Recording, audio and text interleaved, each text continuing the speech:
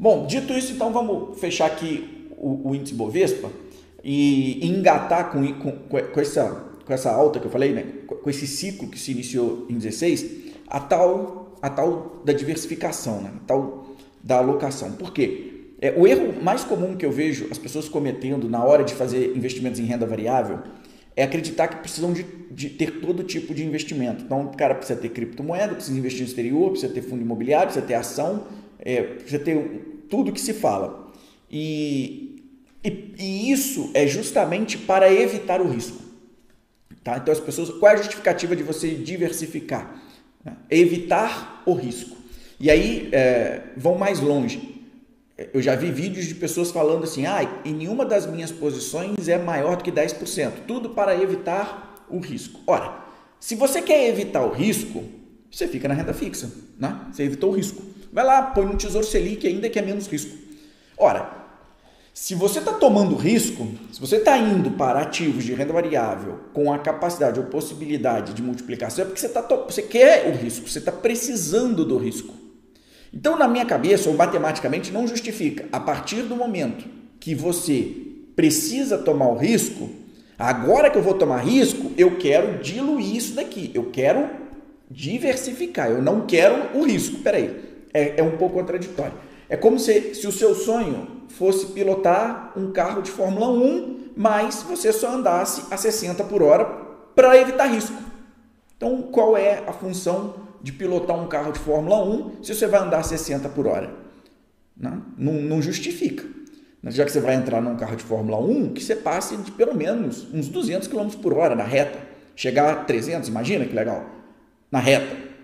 Ou seja, é preciso que a parte que você vai assumir de risco, ela consiga te entregar o retorno relativo ao risco. Senão não justifica, cara. Senão fica na renda fixa. Se comprar um ativo de risco para ganhar IPCA mais 6, fica no IPCA mais 6. Não vá para a renda variável. Tá? Vários ativos de renda variável te entregam IPCA mais 6. Vários. É só fazer conta. É só pegar ali a rentabilidade passada de diversos ativos. Eu estou pensando, Gustavo, o que você me acha? Estão me perguntando, o que você acha de Neogrid? Ora, você pega a Neogrid, compara ela com Bova 11, compara com Small 11, e ver a performance dela. Logo, você já tem uma ideia do comportamento de Neogrid nos últimos anos em relação ao benchmark. Não estou dizendo que isso vai te definir compra ou venda, mas tem ativos que trabalham meio que como um reloginho, né? Alguns fundos imobiliários e por aí vai, trabalham como um reloginho, te dão um dividendo e tal, que a comparação com o IPCA ela é muito mais fácil. Ok? Tá bom. Dito isso, não justifica, então, você tomar o risco e daí pulverizar a tua carteira, ter um monte de tudo para reduzir o risco.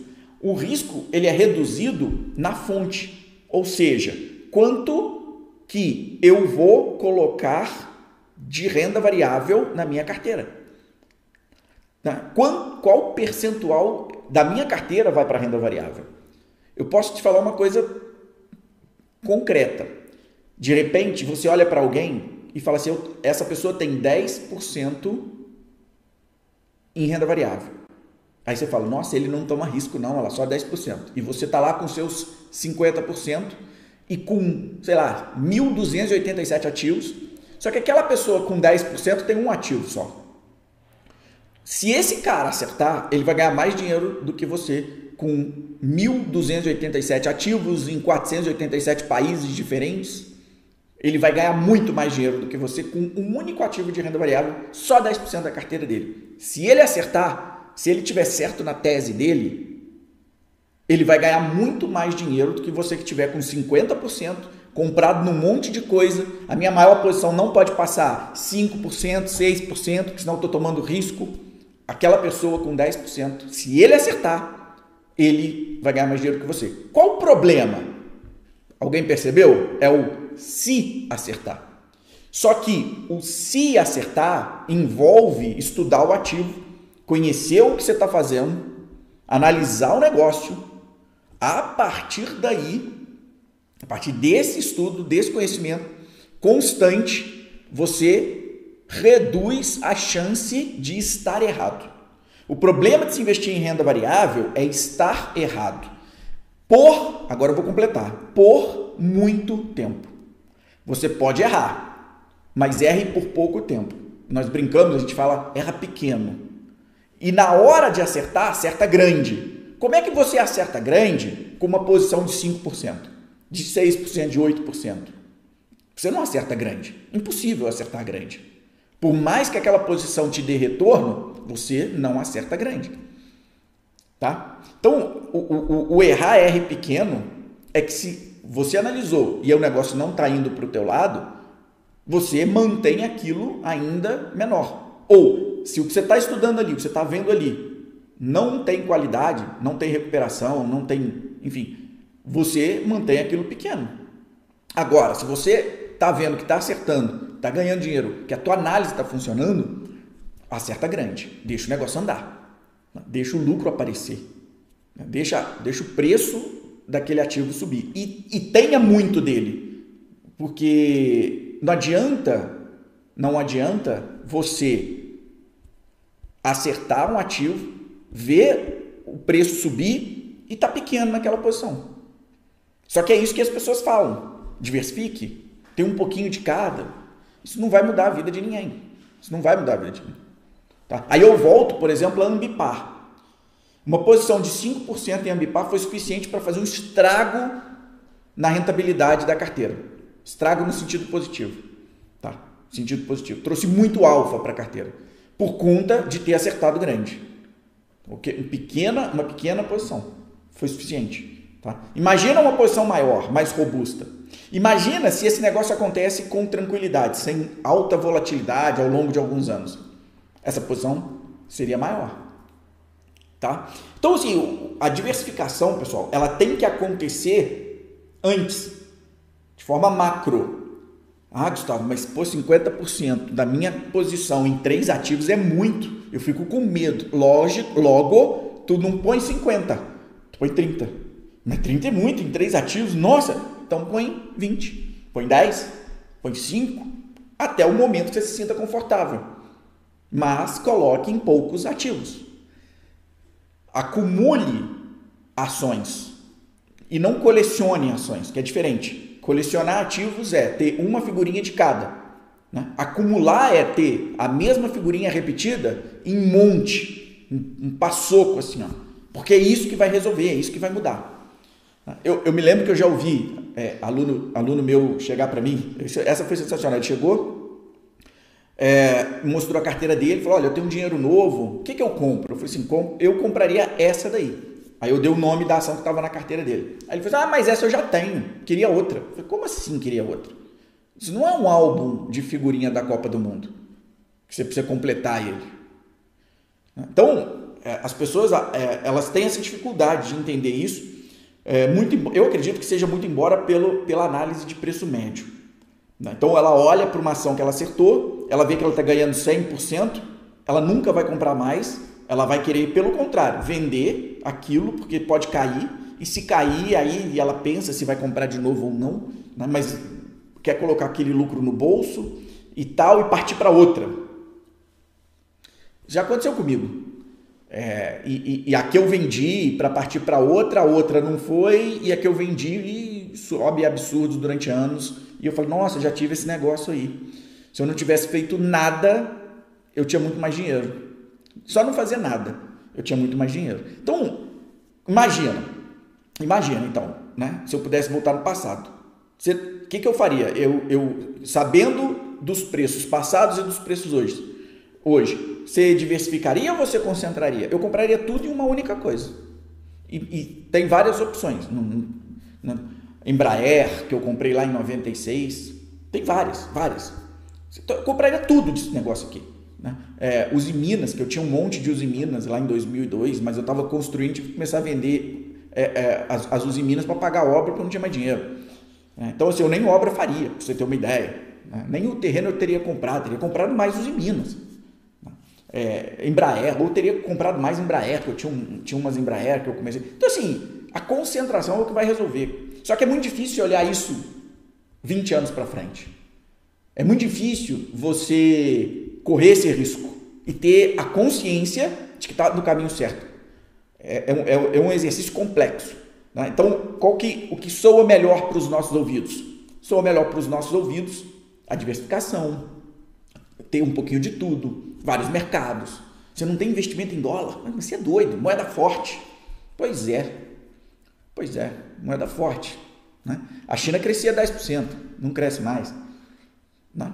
Então, assim, o mercado, as coisas mudam. Né? Eu não sei se o dólar vai ser moeda forte para sempre. Quando eu nasci, ele era. Quando eu morrer, pode continuar sendo. Mas no meio do caminho pode não ser mais. Não sei. Entende? De economia. Então, as certezas que as pessoas falam, eu não sei. Então, macroeconomicamente é mais difícil tu acertar. Macroeconomicamente. Agora, acertar uma análise, uma empresa, acaba sendo mais fácil. E acumular esse negócio, porque todo trimestre ela está te entregando resultado. Todo trimestre. Todo trimestre você consegue saber se ela está indo para o caminho, se ela não está. Beleza? Então, pensa um pouco nisso. Pensa um pouco na tua carteira. E olha para ela e fala assim, será que o que eu estou fazendo, né, essa diversificação, o que quer que seja, vai me levar lá onde eu quero chegar? Isso é o mais importante para você. Olhar para a tua carteira. Ok? Isso é o mais importante nesse momento para você, tá bom? E concentra. Poucos ativos. Vai acumulando esse negócio. É isso que vai funcionar. O resto não vai. Não vai. Você vai chegar daqui 20 anos, aí você vai lembrar, né, que você assistiu uma live numa quarta de um cara que falava uma coisa para você, lá na frente você vai, pô, perdi um tempão diversificando esse negócio. Tá? Beleza, vamos lá. O Bruno perguntando aqui, qual seria o limite de diversificação para um prazo de 10 anos? Não tem limite. Não, limite tem, matemático. Se passar de 15 ativos, por exemplo, matematicamente já não vai surtir efeito de diversificação que você gostaria, ou que você queria, enfim. Né? Tem mais de 15, a diversificação já não está fazendo o efeito que deveria. Agora, para te falar aí da minha experiência, eu diria que 15 ativos, cara, estão mais ligados a um fundo de investimento bem parrudo para poder diminuir volatilidade na cota. Porque qual o grande problema da diversificação? É a volatilidade que vai ser maior. E aí, quando você está fazendo uma gestão profissional, você aumenta o número de ativos para diminuir a volatilidade da carteira. Então, isso é fundamental, porque quando você vende um fundo, vende uma cota, se a sua cota tem muita volatilidade, vai ter fuga de capital.